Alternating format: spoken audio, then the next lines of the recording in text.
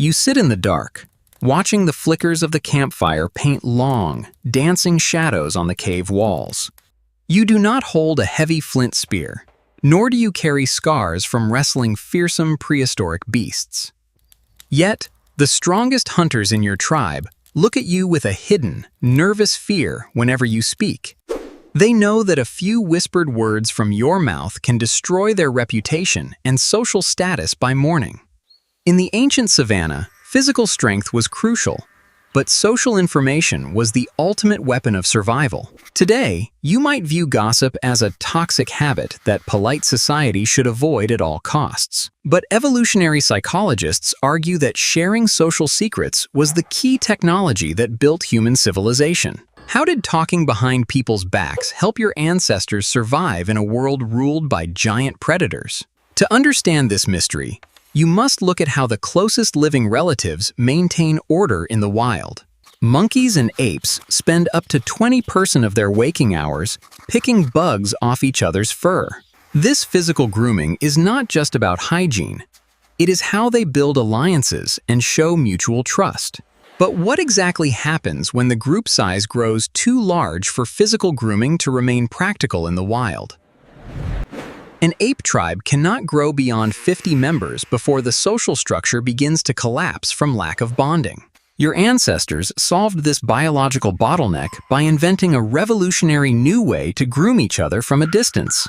What was this revolutionary distant grooming tool, and how did it change the way early humans interacted forever? Prehistoric human evolution proved that language emerged specifically to replace physical grooming with vocal grooming in large, growing tribes. Instead of picking lice off one person, you could sit by the fire and groom 3 people at once. By telling stories and sharing social updates, your ancestors maintained their alliances without wasting valuable daylight hours in the forest. This vocal grooming allowed human groups to expand far beyond the natural limit of 50 individuals in the wild. This vocal connection established a strict cognitive limit of 150 stable relationships your brain can easily manage. To keep a group of 150 people cooperating, you needed to know who was trustworthy. You could not watch everyone yourself, so you relied on the gossip of others to filter out bad actors. Gossip became the first social database of humanity, tracking who was helpful and who was slacking off in the group. But did this primitive social registry only serve to spread rumors, or was it used to enforce tribal democracy? It actually became a lethal weapon used by the weak to keep ambitious leaders from seizing absolute power. In chimpanzee societies, the biggest alpha male rules through brute force and intimidation, taking whatever food he wants. But in early human hunter-gatherer bands, the social structure was fiercely egalitarian, meaning everyone was treated as equal. How did small, physically weaker humans prevent ambitious individuals from taking over and dominating the entire group? They did it by whispering behind their backs, aligning their opinions to form a united political front. What exactly happened to an arrogant hunter who grew too powerful? And how did gossip seal his tragic fate? Scientific studies of modern hunter-gatherers show how tribal societies aggressively humiliate arrogant leaders to maintain equal power among members. When a hunter boasted too much about his kill, the tribe would whisper jokes about him behind his back. They would call his meat small and useless, deflating his ego before he could claim any special privileges. If the hunter ignored the whispers and continued to dominate, the gossip would turn into a coordinated plan. The tribe would collectively decide to ignore his orders, refuse his meat, or even mock him to his face. In extreme cases of tyranny, the gossip network allowed the weak to coordinate the exile of the bully. You did not need to fight the giant alpha yourself. You just needed to ruin his reputation. This social leveling mechanism kept human societies remarkably equal for tens of thousands of evolutionary years in the past. But this political control was only half the struggle. The tribe also had to manage its daily survival economy. In a harsh environment, every single calorie gathered had to be shared fairly to keep the collective alive. How did the Whispering Network protect the tribe's food supply from lazy members who refused to work? Prehistoric communities relied on reputation as an informal contract to manage collective resources and solve the freerider problem. Without a modern legal system or police, reputation was the only currency that guaranteed your safety in the tribe. If gossip labeled you a thief, you would find yourself hungry and alone when winter arrived. What exactly did this reputation tracking look like in daily prehistoric life? And when did it occur most? During the day, your ancestors worked hard, gathering wild tubers or tracking game under the hot savanna sun. But you also watched your companions, noting who was working and who was resting in the shade. You did not confront the lazy member directly, as that would cause a dangerous physical conflict in the open. Instead, your ancestors waited until the sun set and the protective campfire was lit for the cool evening.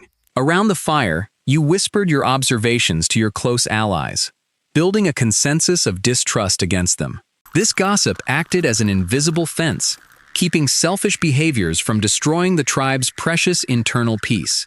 If you had a good reputation, you received the best cuts of meat and the warmest sleeping spots. If your reputation was ruined, your survival prospects plummeted, and you faced the ultimate threat of isolation. But how did these daytime observations transition into the magical, social stories told around the night fires? Researchers studying surviving tribes have documented a profound split between how humans talk during the day and at night. Observation data shows that daylight talk is almost exclusively focused on physical survival, food gathering, and economic tasks. What these studies reveal is a beautiful cognitive transition that occurs the moment the sun begins to set. During the bright daylight hours, 70% of all tribal conversation is about work, coordinates, and complaints. But once the sun went down, the tone of the conversations changed completely in the dark. How did the content of their discussions shift at night? And what did they talk about? Comparative research reveals that 80% of nighttime fireside conversation is dedicated to storytelling, history, and social gossip. The darkness of the night erased individual grievances, allowing the group to focus on their shared culture. They talked about absent members, analyzing their behavior, and reinforcing the moral rules of the tribe. The campfire became a stage where reputations were built, destroyed, and rebuilt through clever storytelling under the stars. These fireside stories were not just gossip. They were the oral laws that governed your ancestors' daily lives. By agreeing on who was good and who was bad, the tribe aligned their moral values together. This alignment was crucial for survival, as it allowed members to trust each other in danger. If you knew the tribe agreed on moral rules, you could sleep peacefully in the dark. But what exactly happened to those who repeatedly broke these rules and ignored the warning whispers of others? They faced the most terrifying punishment a social animal can experience: absolute social exclusion from the campfire. To be ignored by the tribe was not just lonely, it physically altered the human brain and biology. How exactly does the human brain process the painful experience of being left out of the social circle? Psychologists have scanned the brains of people experiencing exclusion, revealing a shocking and painful biological connection. The brain processes social rejection in the exact same region that registers intense physical pain from injury. Why exactly did evolution link the pain of gossip exclusion to the pain of physical wounds and injuries? In the prehistoric world, a physical wound could heal, but absolute social exclusion meant certain death for you. If the tribe stopped sharing food and warmth with you, you could not survive the freezing winter alone. Your brain evolved to treat social exclusion as a life-threatening emergency, activating intense physical pain signals in response. This intense pain kept you aligned with the tribe, ensuring you conform to the group's rules and expectations. Therefore, shunning, or ostracism, was the ultimate enforcement tool of the prehistoric gossip network to maintain order. It proved that the whisper of a woman was far mightier than the flint spear in the wild. You could dodge a spear, but you could not escape the unspoken judgment of your peers. This constant social surveillance created a self-policing society, where everyone watched everyone else around the campfire. This leads directly to the radical theory of why human language evolved in the first place across history. Did your ancestors learn to speak to trade tool coordinates? Or to talk behind backs about other people? Many evolutionary theorists suggest that the primary purpose of human language was always to gossip about other people. To build large, cooperative groups, humans needed to know who was sleeping with whom in the tribe. They needed to know who was honest, who was a liar, and who was a reliable ally. How exactly did this prehistoric gossip engine shape the structure of modern human speech and conversation today? Why does your modern brain still react to celebrity drama as if they were your neighbors? The cognitive revolution occurred 70,000 years ago, transforming human minds and allowing your ancestors to dominate the planet. Neanderthals actually had larger brains and stronger muscles, yet they lived in small, isolated bands that rarely crossed 50 members. They could communicate basic facts about prey, but they lacked the cognitive capacity to talk behind each other's backs. Because they could not gossip, they could not build trust with strangers or form large, cooperative hunting alliances. Homo sapiens used vocal whispers to track who was reliable, allowing multiple bands to unite against common threats. This gossip engine allowed your ancestors to form massive networks of trust, outcompeting other human species through cooperation. Language did not evolve to describe the physical world. It evolved to map the complex landscape of human relationships. By sharing social data, you could predict who would defend you and who would run away in battle. This tracking of allies and rivals shaped the structure of the human brain, prioritizing social intelligence over raw strength. Over thousands of generations, your ancestors' vocal tracts and brains adapted to make whispering easy, quiet, and fast.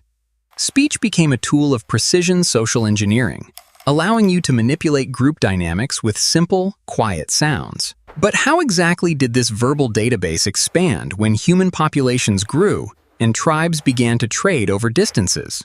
When groups became too large, they could no longer rely on face-to-face whispers to track everyone's reputation. They had to invent new symbolic tools to carry social trust across long distances and vast, unknown territories. What did this expansion of trust look like? And how did gossip help create the very first international trade networks? Gossip was not just passive information. It was a complex psychological chess game your ancestors played daily for survival. You quickly realized that controlling the flow of secrets allowed you to manipulate how the entire tribe viewed your rivals. A subtle whisper at the right moment could easily elevate a weak ally or quietly destroy a dangerous political enemy. This constant game of social chess birthed a deep, permanent anxiety inside the human mind. The fear of judgment. You became obsessed with your self-image, constantly wondering what your peers whispered about you when you walked away.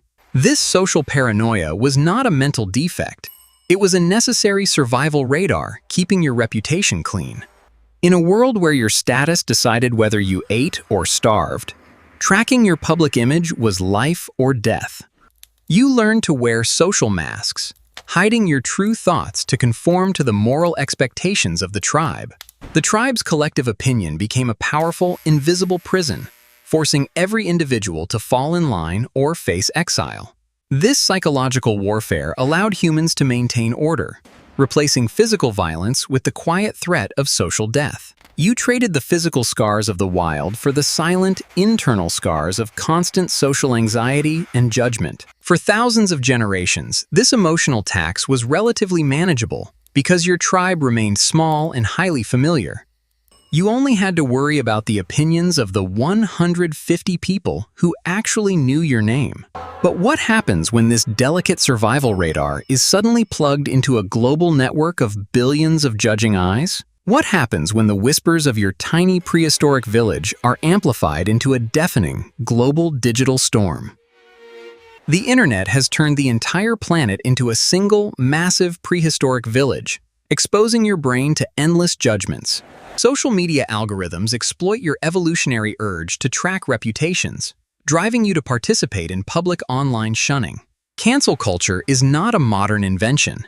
It is simply the digital version of prehistoric exile at global scale. This constant digital surveillance keeps you in a state of hypervigilance, as if you are always being watched.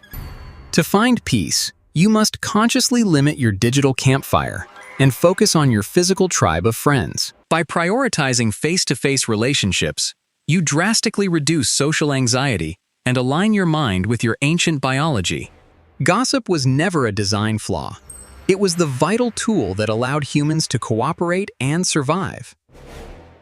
Without the whispered rumor, there would be no modern cities, no laws, and no shared tribal faith.